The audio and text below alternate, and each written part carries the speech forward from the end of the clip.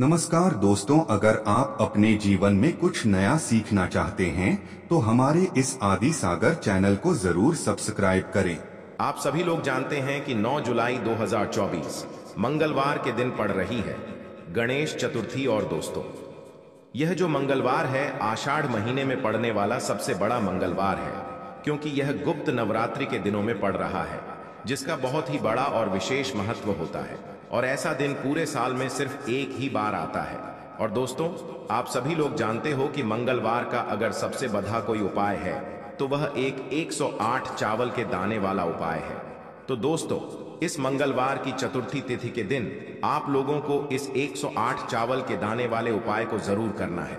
बहुत सारे लोग होंगे जिन लोगों ने इस उपाय को ना किया हो, मतलब पूरा महीना निकल गया आषाढ़ महीने का, उन्होंने किसी भी दिन इस 108 चावल के दाने वाले उपाय को ना किया हो। पर दोस्तों, आपके पास एक आखिरी मौका बचा हुआ है, जो कि 9 जुलाई के दिन। तो इस दिन आप लोगों को इस वाले उपाय को जरूर कर लेना है। भले ही आपने पूरे महीने भर इस उपाय को ना किया हो, पर अगर आपने इस आषाढ़ महीने के मंगलवार चतुर्थी के दिन अगर इस वाले उपाय को कर लिया तो आपको इस उपाय को करने का वह फल मिलेगा जिसकी आपने कभी कल्पना भी नहीं करी होगी। इसीलिए आप लोग इस वाले उपाय को एक बार जरूर कर लेना, ताकि आप लोगों के हाथ से यह मौका ना जा सके और आपको इस उपाय को करने का फल मिल सके। दोस्तों, यह उपाय पंडित जी ने अपनी अभी की ही कथा में बताया है, जिस उपाय को आज हम आपको बहुत अच्छे से समझाने वाले हैं। इस वीडियो को देखने के बाद इस उपाय को समझने के लिए आपको कोई और वीडियो को देखने की जरूरत नहीं पड़ेगी। तो चलिए दोस्तों, उपाय को शुरू करते हैं। देखिए, यह इस आषाढ़ महीने के मंगलवार गुप्त नवरात्रि के दिन यह इतना खास होता है, इतना महत्वपूर्ण होता है। देखा है, कभी कभी बड़े बड़े पूजा पाठ अनुष्ठान से जो मनोकामना पूर्ण नहीं होते, वह आषाढ़ महीने के दिन एक छोटे से उपाय करने से ही आपकी मनोकामना पूर्ण हो जाती है। और बहुत सारे लोगों ने इस उपाय को किया भी है और उनको इस उपाय को करने का फल भी जरूर मिला है। अगर आप लोग भी इस उपाय को करना चाहते हैं तो आप इस उपाय को पहले अच्छे से समझ लेना, सुन लेना, उसके बाद करना। आपको इस उपाय का फल जरूर मिलेगा। और इस उपाय को कर लेने से आपके घर में चाहे किसी भी प्रकार की दुख और समस्या क्यों ना चल रही हो, आपको उसका कारण भी नहीं पता है कि भाई यह समस्या किस कारण से चल रही है, उसका कुछ भी कारण हो सकता है, जैसे पितृदोष हो सकता है या किसी भी तरह का मंगल दोष भी हो सकता है। तो इस दिन आप लोगों को यह वाला उपाय कर लेना है। यह एक ऐसा उपाय है जिस उपाय को अगर किसी विशेष दिन पर किया जाए तो भाई उस विशेष दिन का जो है वह तो हमें मिलता ही मिलता है, पर हमने उस दिन पर इस उपाय को किया है तो हमें उससे भी बड़ा फल मिलता है, और फल बहुत जल्दी मिलता है, क्योंकि आप इस उपाय को बहुत ही बड़े और विशेष दिन पर कर रहे हो। तो चलिए अब उपाय के बारे में बात करते हैं, लेकिन उससे पहले आप लोगों को यह जानना आवश्यक है कि आखिर यह उपाय किस समय करना है, किसको करना है और कैसे करना है। तो चलिए हम आगे आपको वीडियो में एक एक करके बता देते हैं। लेकिन उससे पहले अगर आप लोग हमारे चैनल पर नए हैं तो हमारे चैनल को सब्सक्राइब कर लेना और इस वीडियो को लाइक करके कमेंट बॉक्स में श्री शिवाय नम तुभ ओम नम शिवाय जरूर टाइप कर देना। तो दोस्तों, इस 108 चावल के दाने वाले उपाय को हमें इस मंगलवार के दिन कैसे करना है, किसको करना है, किस समय करना है और कहां पर करना है, ये सारे सवालों के जवाब आपको इस वीडियो में मिल जाएंगे। और जो ये वीडियो देखेगा भाई, उसको 108 चावल के दाने वाला उपाय जरूर करना चाहिए, क्योंकि इस दिन एक चावल के दाने का भी बहुत ही बड़ा और विशेष महत्व होता है। और जब बात आ जाए 108 चावल के दाने की, तो यह सोने पर सुहागा वाली बात हो जाती है, और यह एक बहुत ही बड़ा उपाय हो जाता है इस मंगलवार गुप्त नवरात्रि का। तो अब दोस्तों, इस 108 चावल के दाने वाले उपाय को आखिर करना किसको है, सबसे पहले हम लोग वो बात जान लेते हैं। तो देखो, घर की जो बड़ी माताएं बहनें होती हैं, उन माताओं बहनों में से कोई भी एक बड़ी माता बहन इस वाले उपाय को कर सकती है। और दोस्तों, अगर आप चाहें तो अपने घर में से सभी सदस्यों को भी इस उपाय को करवा सकते हैं। अगर किसी व्यक्ति की खुद की कोई मनोकामना है, खुद की कोई दुख और परेशानी है जो कि वह अपने लिए ही करना चाहता है इस वाले उपाय को, तो वह खुद अपने लिए भी कर सकता है।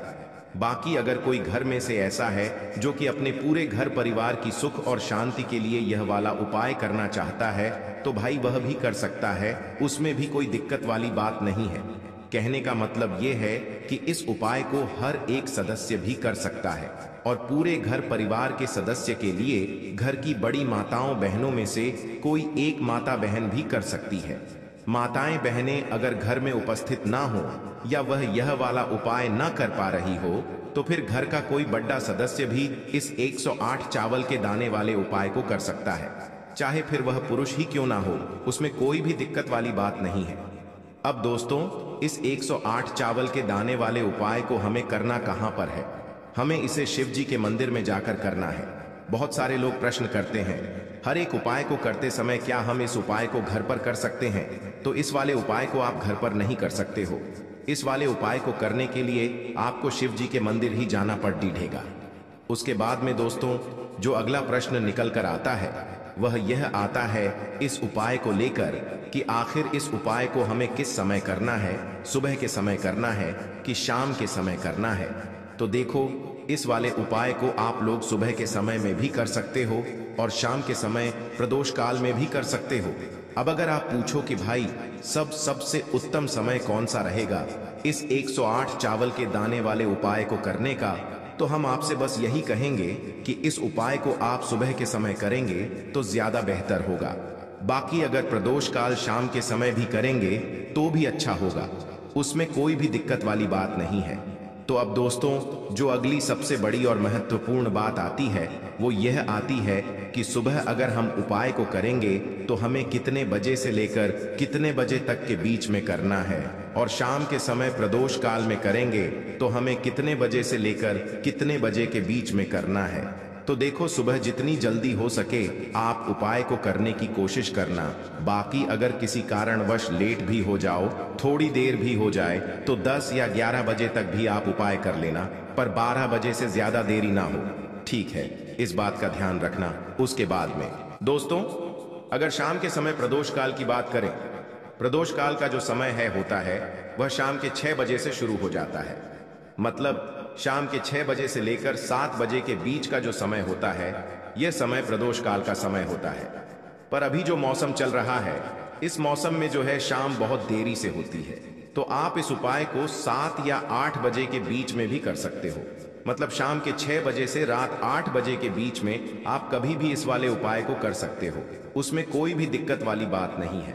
अब दोस्तों, यहां पर इस उपाय को लेकर एक और सबसे बड़ी बात यह निकल कर आती है कि इस 108 चावल के दानों को हमें लेना कहां से होता है, और हमें इस उपाय को करने के साथ में क्या और कुछ भी सामग्री ऐसी होती है जो शिव जी के मंदिर लेकर जानी पड़ती है। तो देखो, यहां पर हम आपको बता दें, सबसे पहले आप लोग यह जान लो कि यह जो 108 चावल के दाने वाला उपाय है, सिर्फ और सिर्फ आप उपाय की सामग्री लेकर कभी भी शिव जी के मंदिर मत जाना, क्योंकि हमें भगवान के सामने यह नहीं दर्शा है कि अगर हम भगवान शिव जी के मंदिर आए हैं तो अपने फायदे के लिए आए हैं। तो इसलिए जो भी पूजन सामग्री है, उपाय सामग्री है, 108 चावल के दाने, इसके साथ में आपको पूजन सामग्री भी जरूर लेकर जाना है। देखो, अगर सुबह के समय उपाय कर रहे हो तो सीधी सी बात है, एक लोटा जल तो आप लेकर जाओगे ही जाओगे। वही एक लोटा जल अगर मिट्टी का जल हो तो बहुत अच्छा रहेगा। मिट्टी का जल कैसे बनाया जाता है, इसके लिए हमने पहले से बहुत सारी वीडियोस बना दी है आपके पास। इस दिन एक आखिरी मौका रहेगा मिट्टी का जल शिव जी पर चढ़ाने का और उपाय को करने का, बहुत बड़ा आपको इस दिन फल मिलेगा। तो इसलिए इस दिन हो सके तो भाई मिट्टी का जल चढ़ाना, तो अपने साथ में कम से कम एक लोटा जल तो आपको लेकर जाना ही जाना है। अगर मिट्टी का जल नहीं है तो घर का जल भी आप इस्तेमाल कर सकते हो। इसके अलावा जो भी पूजन सामग्री है देखो, 108 चावल के दाने यह अलग आपके रहेंगे और जो आपकी पूजन सामग्री रहेगी वह अलग रहेगी। पूजन सामग्री में आप जो भी चीज लेकर जाना चाहे वह लेकर जा सकते हैं, उसमें कोई भी दिक्कत वाली बात नहीं है। वहीं अगर हम बात करें शाम के समय की, तो शाम के समय शिव जी पर जल नहीं चढ़ता है, इसीलिए शाम के समय आप लोग एक दीपक तैयार कर लें जो कि गोल बत्ती का, आटे का, शुद्ध देसी गाय का घी का होगा, है ना? इस बात का आप लोगों को ध्यान रखना है और इस दीपक को आपको घर से जलाकर नहीं लेकर जाना है। भगवान शिव जी के मंदिर में जाकर ही जलाना है। इस बात का भी आप लोगों को ध्यान रखना है। अब दोस्तों, यहाँ पर हमें इस बात को समझना है कि यह 108 चावल के दाने हमें लेना कहाँ से है। क्या हमें दुकान से लेकर आना है, या हमें अपने घर से लेना है, या कहाँ से लेकर आना है, और कौन से चावल लेना है, क्योंकि चावल भी बहुत प्रकार के होते हैं।